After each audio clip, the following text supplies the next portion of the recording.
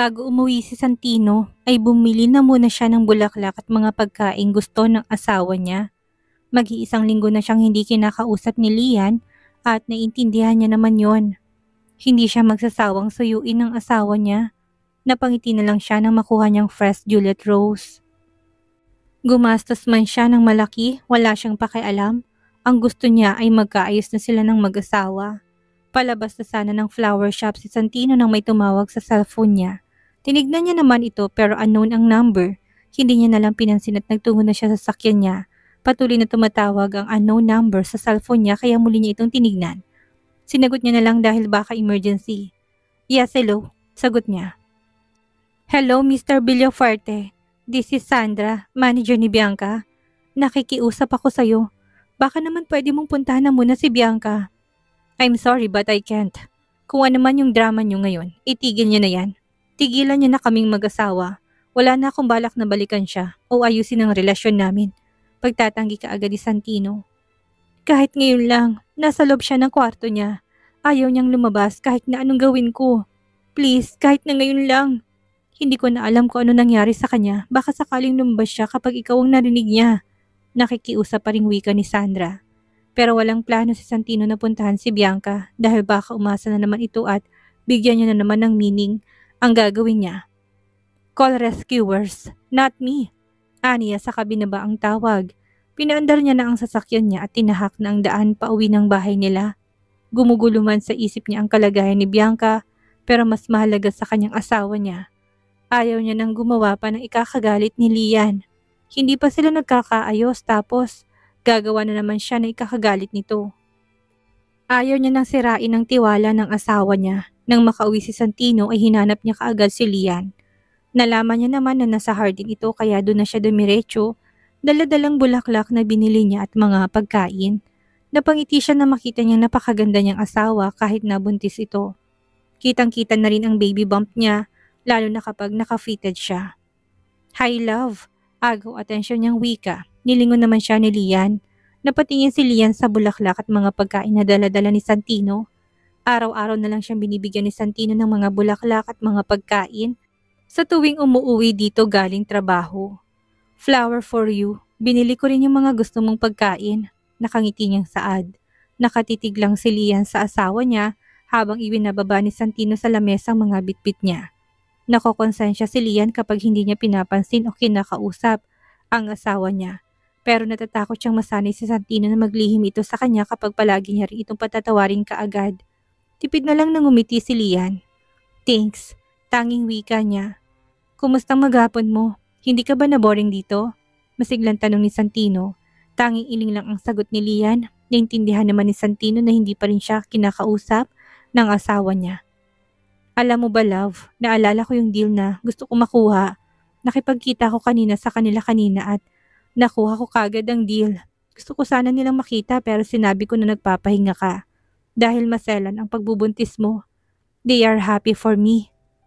Tapos kanina nung bumibili ako ng bulaklak para sa'yo, tumawag sa akin ng manager ni Bianca. She wants me to check Bianca pero hindi ako pumayag. Hindi dahil magagalit ka kundi dahil hindi ko na siya responsibilidad. Pagkakwento ni Santino, araw-araw ay nagkakwento si Santino sa kanya. Sa mga nangyayari sa maghapon nito pero siya tahimik lang na nakikinig. Napapaisip naman si Lian kung ano bang kalagayan ni Bianca. Wala na siyang alam sa sitwasyon nito simula nang huli silang mag-usap. Hindi mo ba tinanong kung anong nangyari sa kanya? Kuryosong tanong ni Lian. Hindi niya maiwasang hindi mag-alala dahil na kahit papano ay kaibigan pa rin niya si Bianca. Hindi na, pero ang sabi ng manager niya, hindi siya lumalabas sa kwarto niya. Sinabi ko na lang na rescuer ang tawagan niya at hindi ako. Ayaw ko nang gumawa ng ikakagalit mo. Hindi ko kayang sirain ang tiwala mo. Hindi ko kayang dagdagan pa ang galit mo sa akin. I don't want to lose you. Pero kung hindi ako magagalit, will you still going to see her? Mabilis na umiling si Santino. Ayaw kong bigyan siya ng pag-asa, kaya hindi. Kung pupuntahan ko siya, paniniwalaan niya na naman ang iniisip niya. Iisipin niya nga still in love with her. Dumating ka man sa buhay ko o hindi, wala naman talaga akong balak na balikan siya. Nagtago ako sa pamilya ko dahil pinipilit siya sa akin ni Mommy. She wants me to marry Bianca pero hindi nabuo ang tiwala ko sa kanya. She cheated on me. Siguro mapapatawad ko pa siya kapag inayos niya kaagad pero hindi. Iniwan niya ako sa ere para matupad ang pangarap niya. Hindi ko na siya hinabol dahil para sa akin sapat na yung mga nagawa ko para sa kanya. Sinubukan ko ng lahat para lang manatili siya sa akin. Pero siya ang kusang bumitaw nang iwan niya ako. Pinangako ko sa sarili ko na hindi ko na siya babalikan kahit na magmakaawa pa siya sa akin. Masaya na ako na ikaw ang nandito. Kontento na ako sa'yo sa magiging anak natin. Ikaw lang ang gusto kong makasama, love. Believe me please. Sincero at seryosong wika ni Santino. Bahagyang ngumiti si Lian. Ramdam na ramdam niya naman ang pagmamahal ni Santino para sa kanya. Pero ang ayaw niya lang palaging naglilihim sa kanyang asawa niya.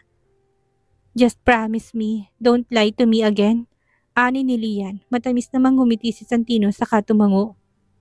I promise, lahat sasabihin ko na sa'yo, magalit ka man sa akin. Pangako sasabihin ko na sa'yo bago mo pa man malaman. Sagot ni Santino na ikinangiti ni Lian. Niyakap ni Santino ang asawa niya. Hindi naman na umangal pa si Lian dahil ang totoo ay namiss niya na rin talagang asawa niya. Naiinis siya pero nangungulila rin talaga siya sa mainit na yakap ng asawa niya. Nagmerienda ka na ba? Kumain ka na muna, wika ni Santino. Minuksan naman nila ang mga pagkain binili ni Santino, sabay na silang dalawa na kumain sa hardin. Naubos naman nilang dalawa ang mga pagkain. Inayos na ni Santino ang mga kalat nila, saka ito'y tinapon sa basurahan. Napahawak si Santino sa tiyan ni Lian. Hello babies! Kamusta kayong dalawa dyan? Namiss kayo ni Daddy. Ani ni Santino, tipid na ngumiti si Lian. Nakokonsensya dahil gabi-gabing kinakausap ni Santino ang mga anak nila pero dahil nag-away silang dalawa, isang linggo rin hindi nahawakan at nakausap ni Santino ang mga anak nila. Samantala naman, isang linggo na rin nasa ospital si Bianca dahil sa sobrang panghina ng katawan niya. Hindi na ito kumakain o umiinom man lang. Wala na siyang ganang mabuhay dahil tila ba hindi niya nakakayanin na makita ang taong mahal niya na masaya sa kaibigan niya. Tulalang nakatingin sa kisame si Bianca. Hinihiling na sana hindi na lang siya hinanap ng manager niya at dinala sa ospital. Hinayaan na lang sana siya na mamatay na lang. Narinig ni Bianca na bumukas ang pintuan pero hindi niya yun nilingon. Naramdaman niya na may humawak sa isa niyang kamay pero sa kisame pa rin siya nakatingin. Bianca, anak, look at me please. Nag-aalalang saad ng kanyang ina. Naririnig niya ang mga nasa paligid niya. Pero tulala lang siya. Wala siyang gustong makausap. Gusto niyang mapag-isa. Bianca, look at me. May dinang wika ng kanyang ina. Blankong tinignan ni Bianca ang kanyang ina. Nagsumbong na naman ang manager niya. Ito ba ang buhay na gusto mo? You're a star. Tapos ganito lang ang gagawin mo? Magpapakamatay ka ba? Galit na sigaw ng kanyang ina pero nag-alala ang tinig nito. Tumagilid si Bianca para hindi makita ang kanyang ina. Gusto ko magpahinga. Tanging saad niya. Pumunta naman ang kanyang ina sa kabilang side kung saan nakaharap si Bianca. Napairap na lang si Bianca dahil lang gusto niya magpahinga. Wala siyang gustong kausapin. Nasa tuktok ka na ng mga pangarap mo ngayon ka pa ba? Susuko ng dahil sa lalaki? Napakaraming lalaki nagkakandara pa sa'yo dyan. Tapos sasayangin mo lang ang buhay mo ng dahil sa isang lalaki? Kunot nun tinignan ni Bianca ang kanyang ina. Kaya niyo bang sabihin niya sa sarili niyo mo nung muntik kang hiwalayan ni Daddy? Hindi ba't hindi ka rin lumabas ng bahay? Gusto mo na lang ding mamatay kaysa makitang asawa niyo na masaya sa ibang babae.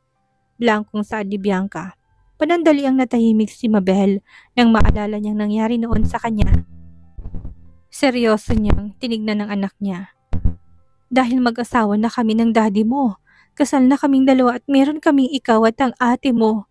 Siguro kung dalaga pa ako, hindi kami kasal. Wala kaming mga anak ng daddy mo at nakipaghiwalay sa akin ay kakayanin ko pa yun. Ang ipinaglalaban ko noon ay ang pamilya natin. Ayaw ko magkaroon tayo ng broken family. Kaya kong tiisin lahat para sa inyong dalawa ng ate mo. Dalaga ka pa, Bianca. Marami ka pang mararating. Marami ka pang makikilala kaya bakit nagtitiis ka sa ex mo hindi na ikaw ang mahal? Tila malilit na kutsilyong tumusok sa dibdib ni Bianca ang sinabi ng kanyang ina. Iisa lang ang sinabi ng kanyang ina't ni Lian. Pamilya ng pinaglalaban nila ngayon. Iniwas ni Bianca ang paningin niya. Wala siyang maisagot sa sinabi ng kanyang ina. Nang dumating si Sandra, ay binaba niya sa lamesa ang mga dala niyang pagkain. Good afternoon, Mrs. Baker. Nandito na po pala kayo. Wika ni Sandra. Inirapan naman ni Bianca ang manager niya. Kapag hindi na siya kayang kontrolin ng manager niya, palagi na lang itong nagsusumbong sa kanyang ina. Kamustang lahat ng mga endorsement niya? Tanong ni Mabel kay Sandra. Wala pa naman pong nag-cancel sa kanila kahit na marami na kaming na-reschedule na meeting at photoshoot sa kanila. Sinabi ko lang na nasa hospital pa si Bianca. Nagbigay din ako ng medical certificate sa kanila para patunay. Naintindihan naman po nilang lahat, Mrs. Baker. Sagot ni Sandra, nakahinga naman ng maluwag si Mabel, saka muling tinignan ng anak niyang nakatagilid pa rin. Ayusin mo ang buhay mo, Bianca. Nasa tuktok ka na ng pangarap mo. Kaya huwag mo na yung sayangin. Nagsakripisyo ka naman na rin noon. Bakit hindi mo pa ituloy yun ngayon? Paninermo ng kanyang ina. Tumahimik lang si Bianca. Wala na siyang balak na sagutin ng kanyang ina. Napapailing na lang si Mabel sa anak niya pero hindi niya ito masisisi dahil iba talaga silang magmahal. Naupo na muna si Mabel sa sofa saka nag-scroll sa social media niya. Sinubukan niyang hanapin sa Facebook si Santino. Tinignan niya mga post nito sa timeline niya. Napakunot na lang ng noo si Mabel nang makilala niya si Lian. Alam niyang hindi siya nagkakamali. Si Lian na kaibigan ng anak niyang kasama ni Santino sa picture. Tumayo si Mabel at nilapitan ng kanyang anak. Sabihin mo nga sa akin, si Lian ba na kaibigan mong bagong babae ng ex-fiancé mo? Seryoso nitong tanong. Tinignan lang siya ni Bianca pero hindi ito sumagot. Answer me, Bianca! Malakas sa sigaw ni Mabel. Pwede bang iwan niyo na muna ako? Hindi ako makapagpahinga dahil sa pagbubunganga niyo. Sandra, palabasin mong mami ko dito dahil kung hindi lahat ng endorsement ko ipapakancel ko na. Hindi ko na rin itutuloy ang pagmumodeling ko. Pagbabanta ni Bianca. Bianca! Galit na sigaw sa kanya ng ina. Gusto ko lang malaman kung si Lian Lucero ba ang karibal mo kay Santino ngayon. May diin itong wika. Ano bang pakialam niyo? Lumabas na kayo, mommy, dahil hindi ako makakapagpahinga ng dahil sa inyo. Sagot niya. Nanggagalaiti naman siya galit si Mabel. Kilala kong kaibigan mong ito dahil palagi kayo magkasama noong high school kayo. Siya ang dahilan kung bakit nagkakaganito ka ngayon. Kailan ba tayo lalayuan ng pamilyang yan? Umalis tayo ng Pilipinas nang dahil sa pamilya niya. Hindi ko na sinabi sa iyo ang tunay na dahilan kung bakit tayo umalis dahil iniisip ko ang mararamdaman mo. Dahil matalik mo kaibigan si Lian tapos ganitong gagawin niya sa'yo? Ang kapal ng mukha niya para agawin sa'yo ang taong mahal mo. Nagsalubong ang mga kilay ni Bianca dahil sa pagtataka. What do you mean, Mom? Kuryoso niyang tanong. Hindi siya nagtanong noon kung bakit kailangan nilang umalis ng Pilipinas. Hindi na siya nakapagpaalam kay Lian dahil yun ang utos sa kanya ng kanyang ina. Ninakawan ng ama ng kaibigan mo ang business natin noon. Lahat ng pera ng kumpanya, nilimas niya. Hindi namin siya makasuhan ng daddy mo dahil wala kaming ebidensya. Niloko ng taong yun ang daddy mo. Sinetap niyang pamilya natin hanggang sa makuha ni Warren ang lahat ng ari-arian natin. Pinili namin ng daddy mo noon na lumayo na lang tayo ng Pilipinas at magsimula na lang ulit sa ibang bansa. Ang pamilyang yun, hanggang ngayon sila pa rin ang dahilan kung bakit tayo nasasaktan. Bakas na bakas ang galit sa tinig ni Mabel. Seryoso nitong tinignan si Bianca na naguguluhan pa rin. Siyang babae ni Santino ngayon? Pwes, hindi tayo papayag na magiging masaya na lang ang kaibigan mo sa lalaking mahal mo. Susuportahan kitang agawin mo si Santino. Huwag kang papayag na maging talunan ka sa kaibigan mong mga agaw. Ani pa ni Mabel. Nanatili namang salubong ang mga kilay ni Bianca. Nang magkaayos silang mag-asawa ay sumasama na ulit si Lian sa opisina ni Santino. Tinutulungan niya si Santino sa mga paperworks para hindi siya malungkot. Kampante naman na si Santino dahil nakikita na naman niya at nababantayan ng asawa niya. Sa mga nakalipas na araw na hindi sila magkasama ay nag-aalala siyang makatanggap na naman ng tawag at sasabing nasa ospital ang asawa niya. Hi, good morning! Masiglang bati ni Paloma nang pumasok siya sa office ni Santino. May dala akong pagkain. Kumain na muna tayo. Ani pa nito saka ibinaba sa lamesa mga binili niyang pagkain. Ate, sa araw-araw na pinapakain mo ko ng napakaraming pagkain, bakit tumaba na ako nito? Wika ni Lian. Palagi na lang siyang kumakain. Binibigyan siya ni Paloma tapos iba pa yung binibigay sa kanya ng asawa niya. Hanggat nasa second trimester ka pa lang, kainin mo lahat ng gusto mo. Dahil pagpasok ng third trimester, babawalan ka na ng OB mo. Saad naman ni Paloma habang nilalabas niya sa mga paper bag ang mga pagkaing dala niya. Lumapit na rin sa kanila si Santino sa katinignan ng mga pagkain. Sigurado ka bang lahat ng pagkain binili mo ay pwede kay Lian? Panigurado ni Santino. Oo naman, hindi naman ako bibili ng pagkain na hindi pwede sa kanya at sa baby nyo. Sagot ni Paloma sa kinabutan ng pagkain si Lian. Kumain ka ng marami ha? Saka ka na magbawas ng pagkain kapag sinabi na ng obi mo. Sa ngayon, enjoy your food. Aniya pa. Nagmeryenda naman silang tatlo habang nagkwekwentuhan nang may tumawag sa phone ni Lian. Ay tinignan niya yon, blanco niyang tinignan ng caller. Isinilent niya ang phone niya para hindi na nila ito marinig kapag tumawag ulit. Sino yun? Kuryosong tanong ni Santino. Si Daddy, sagot niya. Bakit hindi mo sagutin? Baka may gusto lang sabihin. Ani ni Santino, umiling naman si Lian. Kilala ko na sila, nakikita lang nila ako kapag may kailangan sila sa akin. Simula nang ikasal tayo, hindi naman nila ako kinamusta o inalaman lang ang kalagayan ko. Wika ni Lian. Hindi naman nila ito masisisi. Ayaw mo bang sagutin? Baka may emergency lang kaya tinatawagan ka ngayon. Siya naman ni Paloma. Si Lola at ako na lang ang meron sa isa't isa. Kung may family problem man sila sa kanila na lang yon. Siguro masama na akong anak at pamilya sa paningin ng ibang walang nakakaalam. Nang nangyari sa amin ng lola ko habang nasa loob kami ng poder nila.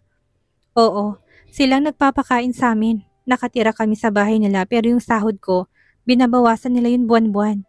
Sa 40,000 kong sahod, 15K na lang ang nakukuha ko dahil ang kwentado nilang renta sa bahay, pagkain, kuryente at tubig. Ani ni Lian. Nakatitig lang ang magkapatid kay Lian. Kung hindi mo nga kilala si Lian, aakalain mo magandang buhay nito dahil hindi naman makikita sa mukha nito. Kampante naman si Lian na sabihin ng mga nararanasan niya sa nakaraan dahil malaki ng tiwala niya sa mga kapatid. Kung yan ang gusto mo, hindi ka namin pipilitin. Ikaw lang naman ang iniisip namin, Lian. Kaya ba ng konsensya mong baliwalain ng daddy mo? Wika ni Paloma. Natahimik naman si Lian. Matagal niya nang nakakasama ang daddy niya. Araw-araw niya itong nakikita pero tila babundok at dagat pa rin ang layo nila sa isa't isa. Inaamin naman ni Lian na nangungulila siya sa pagmamahal ng isang ama. Pero masyadong masakit para sa kanya dahil hindi man lang niya naramdaman ang pagpapahalaga sa kanya ng kanyang ama. That's enough. Huwag mo nang konsensyahin ng asawa ko. Saad ni Santino sa atin niya. Nang matapos silang magmerienda, ay bumalik na ulit sila sa mga trabaho nila. Ramdam naman ni Lian ng pag-vibrate ang phone niya dahil sa paulit-ulit na pagtawag sa kanya. Muli niyang dinukot sa bulsa ang phone niya. Walang ibang tumatawag sa kanya kundi ang kanyang ama. Napabuntong hininga na lang si Lian. Ano ba talagang kailangan sa kanya? Binasa ni Lian ang message sa kanya ng kanyang ama. Kausapin mo naman ako, anak. Hihintayin kita dito sa coffee shop na katapat ng VLG. Isang oras nang nakalipas simula nang ma-receive niya ang message. Nasa coffee shop pa rin ba siya? Mahinang usal ni Lian sa sarili niya. Nakamasid lang naman sa kanya si Santino. Tinignan ni Lian si Santino. Iniisip niya kung magpapaalam ba siya para lumabas na muna. Do you want to go out? Wika naman ni Santino. Hindi naman sumagot si Lian dahil nagdadalawang isip pa siya. Nilapitan ni Santino ang asawa niya sa kanya hinawakan ang mga kamay nito. Kung gusto mong kausapin ang daddy mo, wala namang problema sa akin yun. Hindi naman kita pipigilan kung gusto mo silang kausapin. Dagdag pa niya. Muling humugot ng malalim na buntong hininga si Lian. Mukhang alam ko naman kung anong sasabihin niya. Minsan na akong kinausap ni Lola Marta. Kung pagbibigyan na naman natin sila, tayo naman ang kawawa. Wika niya. Hindi ba at mas mabuti kung pakikinggan mo muna ang sasabihin sa'yo ng daddy mo? Kung sakali mang tamang hinala mo, then reject him with respect. Napaisip naman si Lian. Hindi kalaunan ay tumango na lang din siya. Babalik ako kagad, ani ni Lian na ikinangiti at ikinatango ni Santino. Tumayo na si Lian saka siya lumabas. Pinuntahan niya ng daddy niya na nasa coffee shop. Hindi niya alam kung nasa coffee shop pa ba ito o wala na dahil hindi naman niya sinagot ang isa sa mga tawag nito at hindi siya nag-reply sa mga messages sa kanya. Pagpasok niya ng coffee shop ay nilibot niyang paningin niya. Napatingin siya sa lalaking biglang tumayo at nakatingin sa kanya. Nakangiting nakatingin sa kanya ang daddy niya. Lumapit na si Lian sa kanyang ama. Hindi niya akalain na maghihintay ito sa kanya kahit na ilang oras nang lumipas. Akala ko hindi ka napupunta. Alam ko namang busy ka kaya naghintay pa rin ako. Saad ni Warren.